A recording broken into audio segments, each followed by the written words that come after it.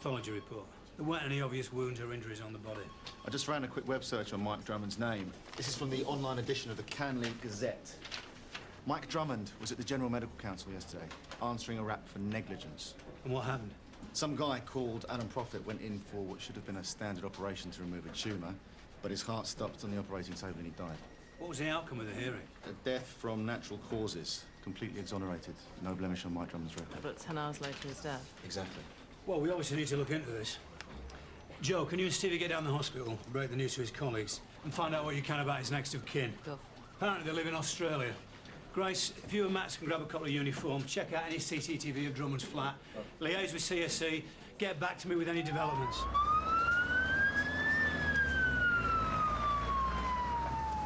We realise this must be a terrible shock for you, sir. Mr. Pearce, would you say you had a close working relationship with Dr. Drummond? I was a surgeon, he was my anaesthetist. Together we worked on over 2,000 operations.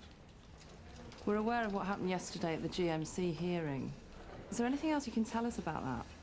The patient stopped breathing during an operation to remove a brain tumor. The shock of an invasive procedure can occasionally prove fatal. Can you think of anyone who might have wanted to harm him? I'm sorry. The idea is so absurd I can't take it seriously. No, he was a victim of some sort of sordid witch hunt, that's all. What do you mean, a witch hunt? Harry. Came as soon as I heard it's a mistake, right? Harry Maitland. Mike and Harry were at medical school together. I'm afraid we need someone to identify the body.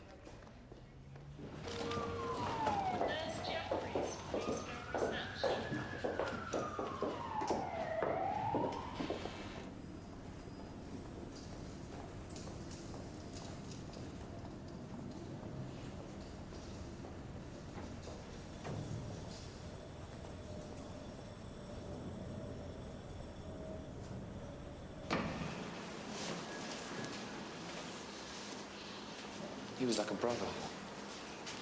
Best possible friend. Everything important that's ever happened to me, Mike was part of. When was the last time you saw him? Yesterday, after the hearing. It's just such a relief to get out of the way. This had been hanging over him for months. Can you think of anyone who might have had an issue with the outcome of the hearing? Mr. Pearce mentioned something about some sort of witch hunt. Obviously, there's Alan Prophet's wife, Jane. Was she at the hearing? Yeah. Did she talk to Dr. Drummond? Yeah. What happened? She just walked up, called him a murderer, slapped him in the face, and then left. What does Mrs. Prophet look like? Early 50s, long, wavy brown hair, right? Can you think of anything else that's happened, either yesterday or before that might have a connection with Mike's death? No. No, nothing seems relevant. You sure? Yeah. Where do we contact Mrs. Prophet? You can ask the GMC.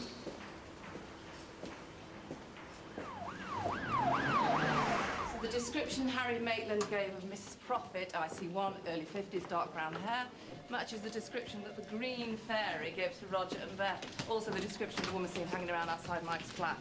I think it's going to take more than a public slap in the face to pull Jane Prophet in. Plus, if she's planned all this, why draw attention to herself in front of 30-odd witnesses? Anything else? I'm not sure, Gov. I think Harry was holding something back, Miss Anne. No, well, he was upset. It was hard to tell, wasn't it? I think we should have another look at this negligence case. I think there might be something in that. Sierra Oscar from Sierra Oscar 2-1. There's a missing vehicle, 7417 Victor Charlie. Been located at Paynton Park Industrial Estate. Socco's on the way. All right, stay on the scene, Tony, and I will be with you ASAP. Thank you. Yeah, I'd say there were definitely 2 people present here last night. Looks like there was a struggle round about here. The way these splashes of blood are positioned on the carpet is consistent with being hit. There weren't any obvious signs of injury to Mike, though. If it was a nosebleed, the water would have probably washed the blood from the body. No. The thing that is puzzling me is this. Blimey. Looks like Frankenstein's minibar. Plavitron. And a bag of syringes. What's Plavitron? I phoned a colleague. She'd never heard of it. She's looking it up for me. Anything else? Mobile phone. Found underneath the sofa.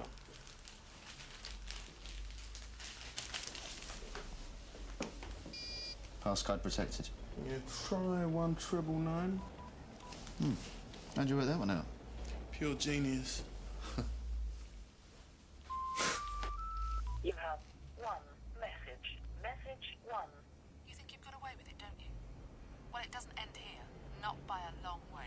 This isn't the end of it. Is there any number? Number withheld. Okay. Thanks, Eddie. You're very welcome. I'll take this. Well, my guess is it was dumped and then broken into. Radios missing, etc. Right, anyone see anything? Nah, usual wall of silence. I want to look at cameras. Oh, no, that one's broken, Mum. Building's been empty for months. Mind you, the tyre place over there, they've given us their CCTV tapes. I'll go through those, see if it gives us anything. All right, once Soccer have finished getting their mitts all over it, get it moved, right? Well, How's it going? well, the footage from the tyre place doesn't cover the area where the car was dumped, but I reckon we've got the geezer who nicked the radio and the other stuff.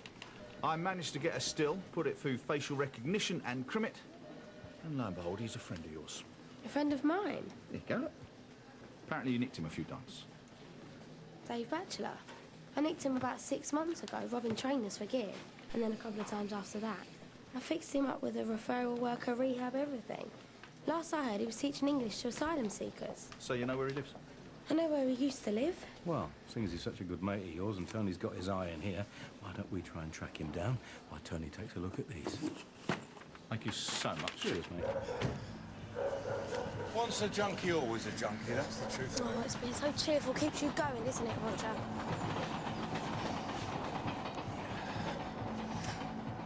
Hello? Hello? Hello? We're looking for a Dave Batchelor. Is he here? Dave! Dave! Dave, stop! Dave, stop it, she's got you. You're not going anywhere. You come on, over here. Over here, put your hands on your head. Hands on your head. Stand up straight. Stand up. Dave Batchelor, I'm arresting you for the theft of a motor vehicle. You do not have to say anything, but it may be defensive if you do not mention thought you were when off this questioned. stuff for good. Something which you later rely on in court. Anything you do say may be given in evidence. Do you understand? Come on, sir. I'm sorry. There's no clear cause of death yet. The fridge is stashed with medication we're still trying to identify. What if he was drugged and then killed? Well, a quick look at his lungs should establish whether he was alive or not when he hit the water. We have any news from the pathology shop? No. Maybe they should be looking for a puncture wound. Well, the presence of all those drugs, I mean, that's suspicious. Gov, I've been speaking to the chief exec at St Jacobs about the complaint against Dr Drummond. I also spoke to the security guard, and it turns out that Jane Prophet has had to be removed from the building 3 times in the last 2 weeks because she's been kicking off about Dr Drummond. Because she blames him for her husband's death. She thinks it's all going to get swept under the carpet, you know, docs closing ranks, that sort of thing. Well, we know she approached him after the GMC hearing. And we know she's been doorstepping him at his flat. Plus, the last message on his mobile is a threatening message from a woman. Message 1. You think you've got away with it, don't you? Well, it doesn't end here. Not by a long way. Right, Max, Grace, I think it's time we had a word with Mrs Prophet. Go. And can you two check out this drug, Plavitron, find out what it is and what it was doing in Drummond's flats?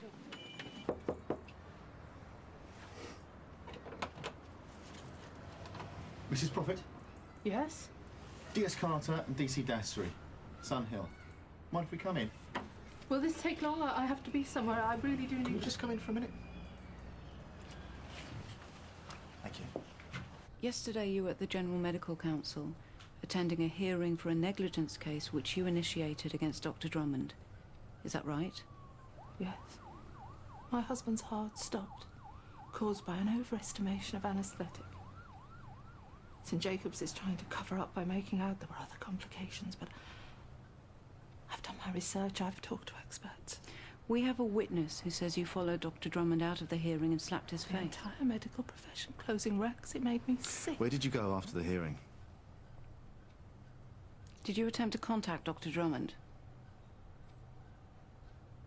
I'd said all I had to say. What about the call you made to his mobile yesterday at 8:30?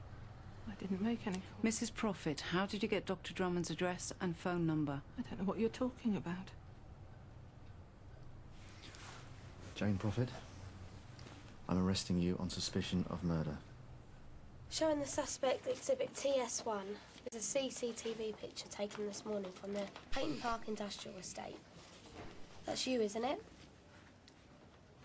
Dave, are you robbing to pay for your drugs? What happened to the job? Programme came to an end. When I stopped earning money, I lost the flat. What was I supposed to do? You could try getting a job like the rest of us. Look, if we could get you back